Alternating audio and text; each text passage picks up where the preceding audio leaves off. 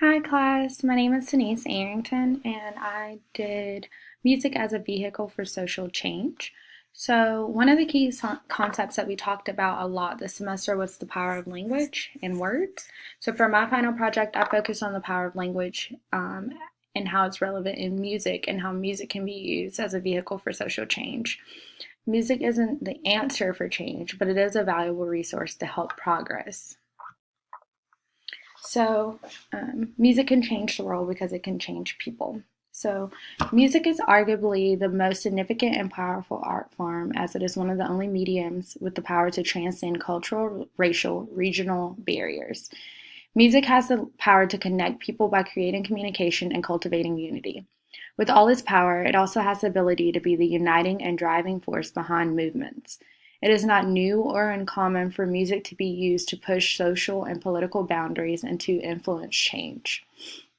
Musicians often use this moment to give their artistic opinion on current issues, producing music that can evoke emotion and incite action in response. Political texts can be found in almost every genre, from heavy metal to hip hop to country to classical music.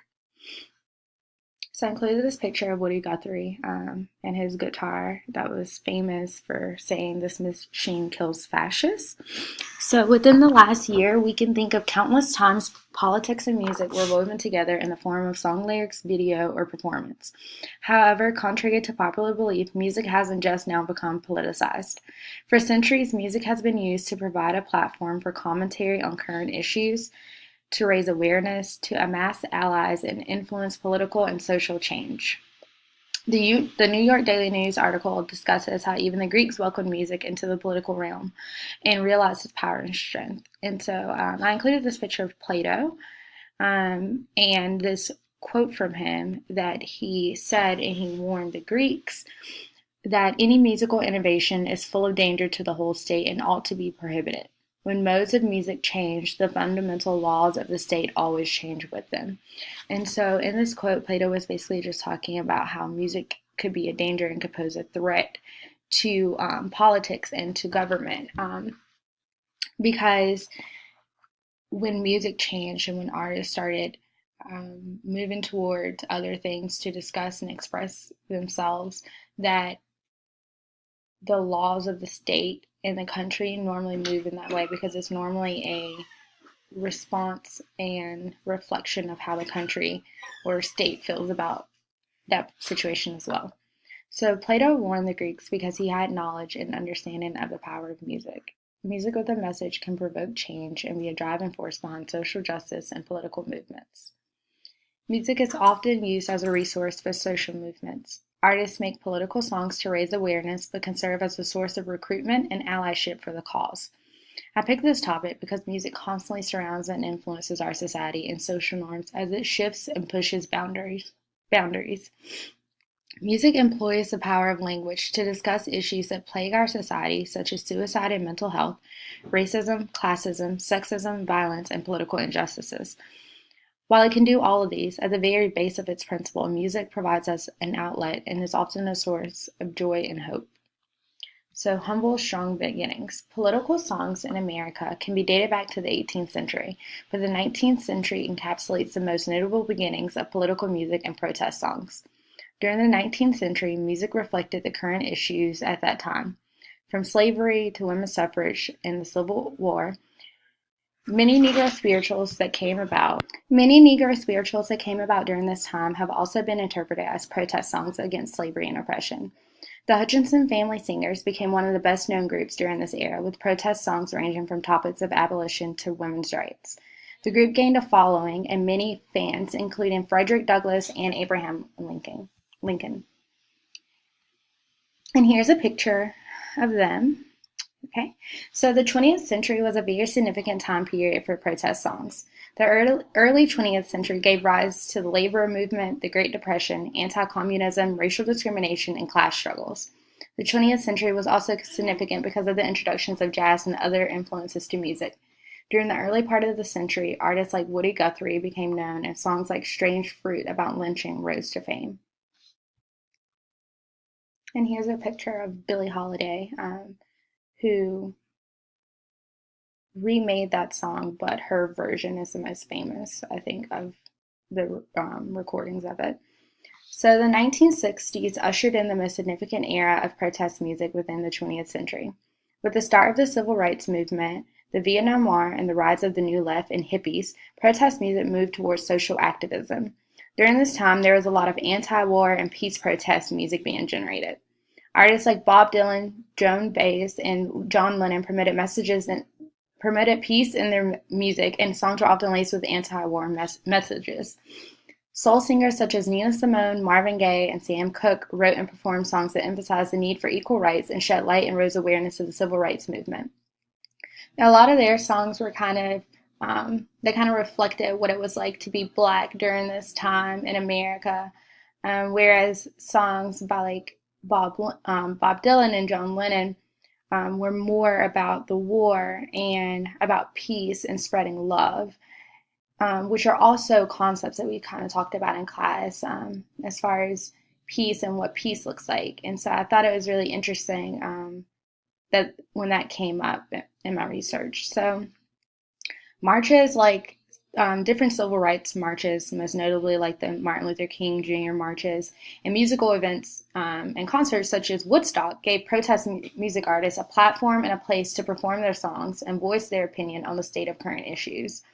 Woodstock was a really, really big deal for protest music during the 60s and 70s, especially with the anti-war and peace protests. Of course, Woodstock was known for hippies and a lot of people that claimed that they were part of the New Left attended Woodstock. So it was a lot of those people that were kind of emphasizing the need for love and peace and reconciliation between different sides to achieve things together as a whole and as a whole unit. So I included this little GIF from Beyonce's Formation video, which got a lot of attention last year, as I move into political music today. So artists have continually found ways to express their disdain, distrust, or lack of support of political issues and systems through their music. However, 2016, a year in which it felt like all music was a response or diss at politics, artists who had never engaged in politics with their music did. 2016 birthed a number of songs that were protesting the issues such as Nikes by Frank Ocean, White Privilege 2 by Macklemore and Ryan Lewis, Angel Down by Lady Gaga, and Formation by Beyonce. Music addressed issues such as police brutality, Black Lives Matter, the Dakota Access Pipeline, the refugees, the election, and Donald Trump. Beyonce released a couple of protest songs this past year. Alongside her sister Solange released a whole album that was called A Seat at the Table that reflected what it meant to be Black in America and a woman. She kind of talked about the interconnectedness between being a woman and being Black in America and the struggle with identity and kind of being yourself and being true to yourself because of everything that is expected of you. I think what is important to learn from this past year, is how often protest music actually goes unnoticed, but that artists not only created musical pieces that wouldn't allow you to ignore the politics, or that they included images through musical videos or performances to further emphasize the political message this past year. So a trend that I kind of noticed was more so back in the day and in the earlier centuries when protest music first started showing up and coming up, artists were kind of bringing up politics metaphorically in their works or kind of weaving it in, and it wasn't just an outright political message, whereas now music has become more of a political platform and people use their musical platform to voice more of their concrete opinions on politics, and that's something that has changed. So I talked a little about how in our own state, the band Against Me refused to cancel its Durham concert after the passing of the controversial House Bill HB 2. I know a lot of people know that bill as the bathroom bill. So while many businesses, shows, and artists boycotted North Carolina in response to the passing of the bill, Laura Jane Grace, who is the leading lady of the band Against Me, she demanded that the show continue.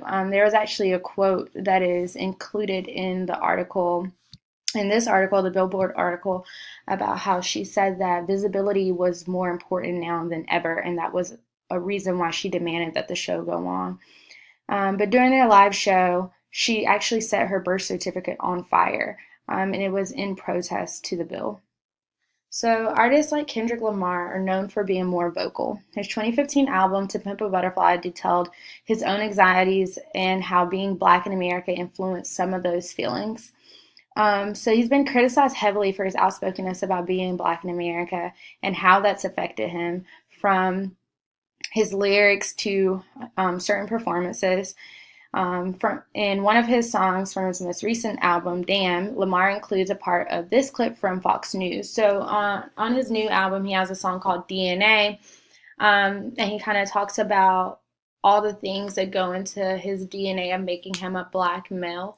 And he includes this clip from Fox News in which they are discussing his performance of